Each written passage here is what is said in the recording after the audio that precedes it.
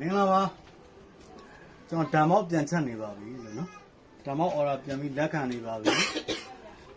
ဒီနေ့ဓမ္မောက်ချက်တဲ့မဲသားဓမ္မောက်ပေါ့မဲသားဓမ္မောက်ဒီဟာချက်နီးပုံစံလေးကိုကျွန်တော်တပိုင်းချင်းစီမျှဝေပေးပါမယ်ပြန်ပြီးတော့အော်ဒါတွေလည်းပြန်ပြီးလက်ခံနေပါပြီဓမ္မောက်ထောပတ်ထမင်းနော်အားလုံးကျွန်တော်ရဲ့အတိမိတ်ဆွေများကျွန်တော်ပြန်ပြီး share ပေးကြပါလို့စပြီးတော့မှဘယ်လိုလုပ်တယ်ဆိုတာလေးကိုကျွန်တော်တပိုင်းချင်းနေပြမယ်နော်โอเคဟုတ်ရ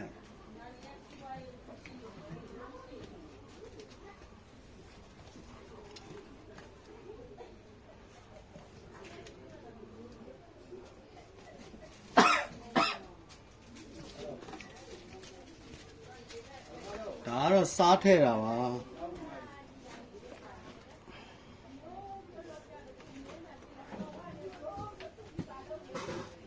ဒါကတော့စားထည့်တာပါနော်စားပြီးချုံမုံလာချုံမုံထည့်ပါပြီ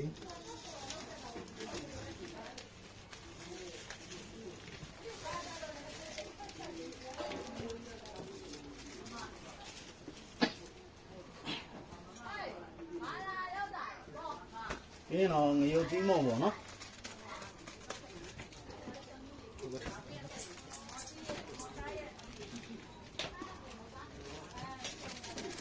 ဒီလိုမျိုးမှန်တယ်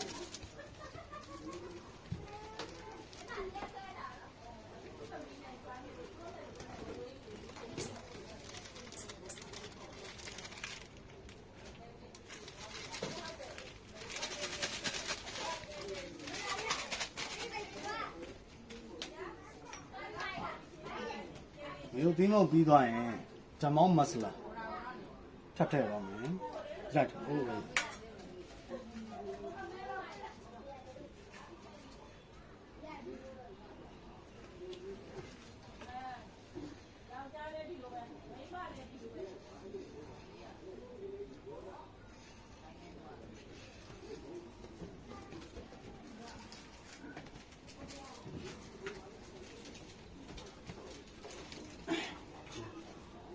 ပြီးရင်တော့ကျန်းချက်တုံကြီးကြိတ်ထားတဲ့ဟာလေးထည့်ပါမယ်။နိုင်ရ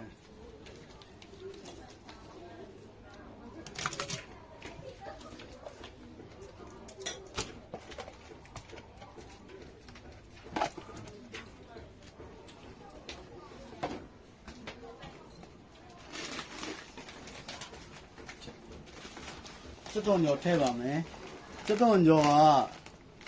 ကိုယ့်အကူကြော်တာတော့ပိုကောင်းပါတယ်နော်ကိုယ့်အကူကြော်တာပိုကောင်းပါတယ်ဒါပေမဲ့ကျွန်တော်တို့ကအရေးပေါ်လုပ်ရတဲ့အတိုင်းတာမှာကြော်ပြီးသားပဲသုံးလိုက်တယ်ပေါ့နော်ဟောဒီပိုင်းကတော့ကိုယ့်အကူကြော်နိုင်တာပိုကောင်းပါတယ်โอเค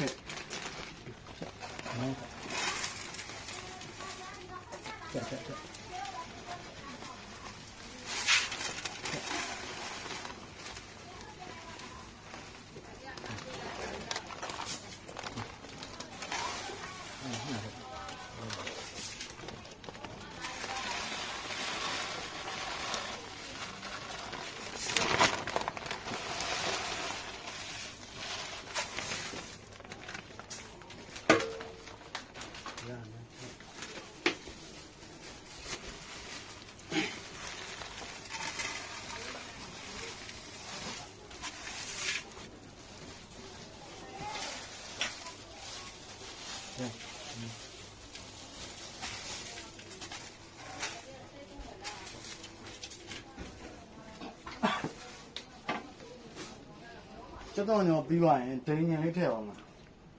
ရှိကော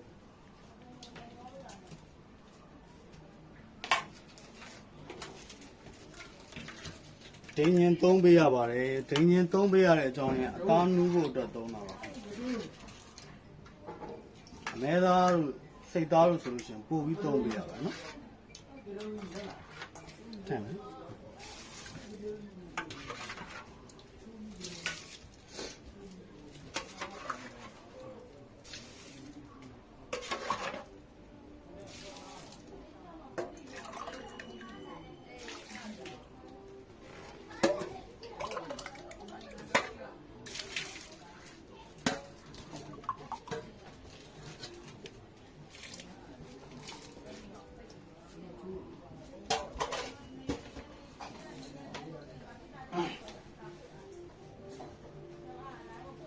ပြီးရင်တော့ဒါတံမောက်စားသေးအယောင်လေးသုံးပေးရပါနော်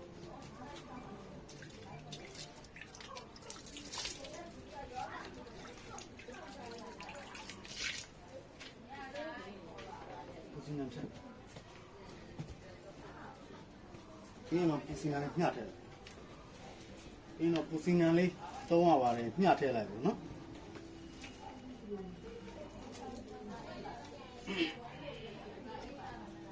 ကိုကြီးပြန်โอเคဒါကိုကျွန်တော်တို့ကဒီအသားကိုနယ်မယ်နယ်ပြီးတော့နှက်ထားမယ်ချိန်ကြာလေးနှက်ထားပေးရပါတယ်အနေဆုံး3နာရီခွဲ3နာရီလောက်နှက်ထားပြီးတော့ပိုပေါင်းတယ်နော်ပြီးတော့မှကျွန်တော်တို့စံဆွဲတယ်ပြန်ပြီးတော့မှထမင်းနဲ့ပေါင်းပြီးနှက်တယ်ပေါ့နောက်တစ်ပိုင်းကိုကျွန်တော်နောက်ထပ်ထပ်ပြပါမယ်နော်โอเคရ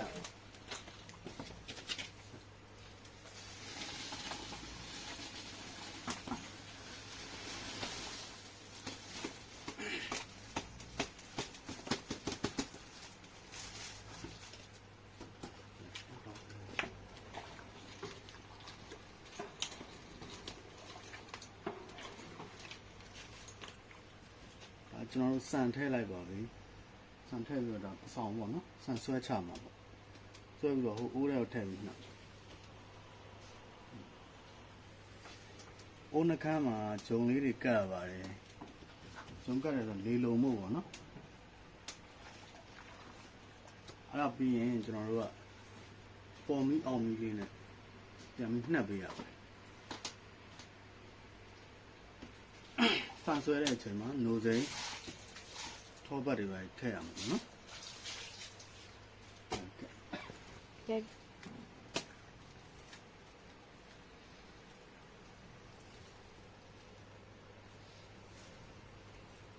တော့ဒီမင်းနှပ်ဖို့တဲ့စံဆွဲရအောင်နော်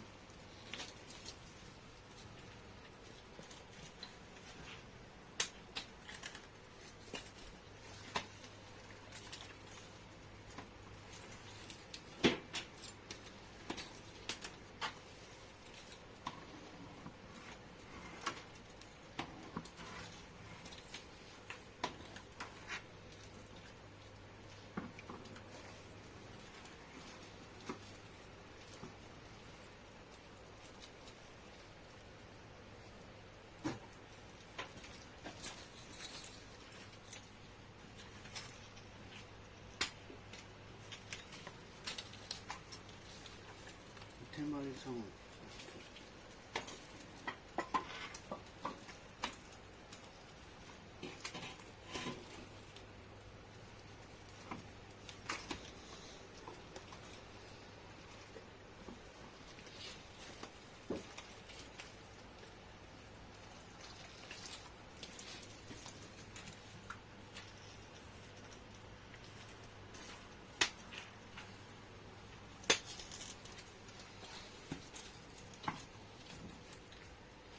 ဆေးအောင်ရိုက်မယ်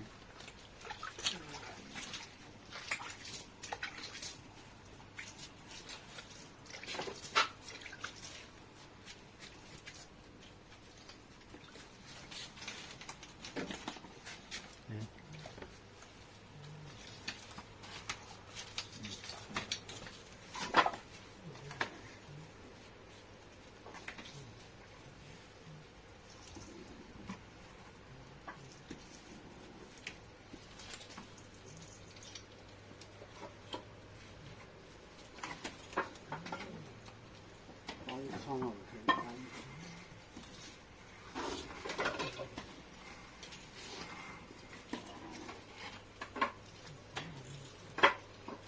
ဗျာဒါလေးကပေါ်မီအောင်မီနဲ့နှက်ထားတဲ့အနေထားလေးပေါ့နော်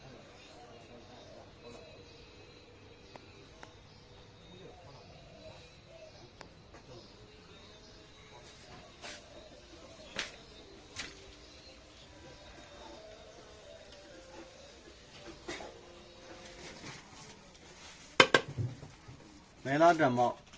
ကွက်ပြင်နေပါပြီเนาะဖော်ဘူးလေးပါဖော်ဘူးလေးထည့်ပေးတာပေါ့နော်ချက်ရှုပ်အချင်းတော့ကန်တာဒီလို အ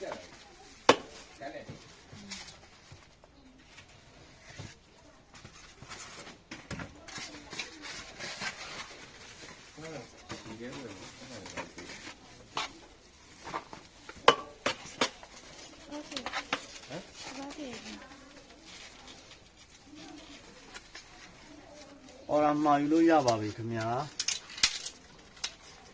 โอเคပါ